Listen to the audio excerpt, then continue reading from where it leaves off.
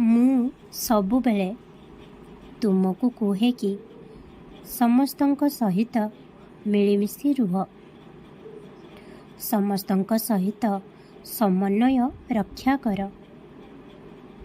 ଯଦି କେହି ତୁମ ଉପରେ କ୍ରୋଧ କରନ୍ତି ତେବେ ତୁମେ ଶାନ୍ତ ରୁହ।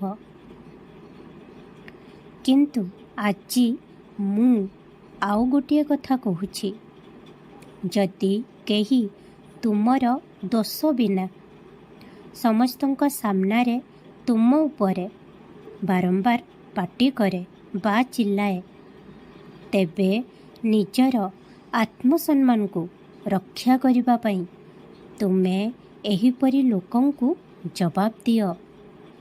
ସେମାନଙ୍କୁ ଉତ୍ତର ଦେବା ଉଚିତ, କିନ୍ତୁ ତୁମକୁ ସଚ୍ଚୋଟତାର ସହିତ ଏକ ଭିନ୍ନ ଶୈଳୀରେ ଉତ୍ତର ଦେବାକୁ ପଡ଼ିବ। ତୁମେ ନିଜର ଆବାଜକୁ ଉଚ୍ଚ କର ନାହିଁ କିମ୍ବା ଜୋରରେ କୁହ ନାହିଁ। ଯେଉଁମାନଙ୍କ ସହିତ ତୁମର ମନକୁ ଶାନ୍ତି ମିଳୁଛି, ତୁମକୁ ଯେଉଁ ଲୋକମାନଙ୍କ ଠାରୁ ସମ୍ମାନ ଏବଂ ଭଲ ପାଇବା ମିଳୁଛି, ସେମାନଙ୍କ ସହିତ ନିଜର ସମୟ ବିତାଅ। ଯେଉଁଠାରୁ ତିରସ୍କାର ବା ଅବମାନନା ମିଳୁଛି, ସେଠାରୁ ଦୂରେଇ ଯାଅ। ଯଦି ତାହା ସମ୍ଭବ ନୁହେଁ, ତେବେ ସେମାନଙ୍କ ପ୍ରତି ଧ୍ୟାନ ଦିଅ ନାହିଁ।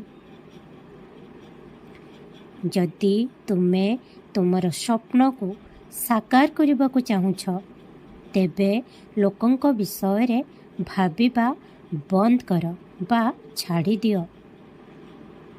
ମୁଁ ତ କେବେ ବି ଏହା ଦେଖେ ନାହିଁ କି ମୋ ପିଲା ଛୋଟ ଗାଁରେ ରହୁଛି କି ବଡ଼ ସହରରେ।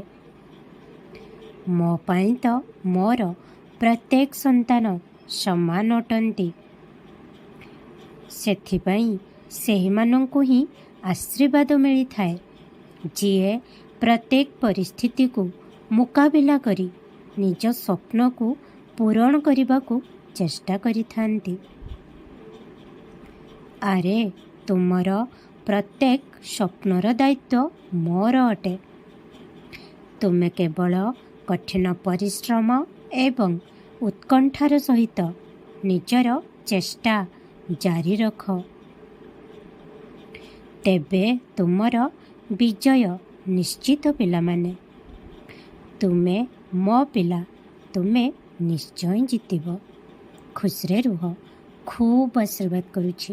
ଓମ୍ ସାଇ ରାମ, ଜୟ ସାଇ ରାମ।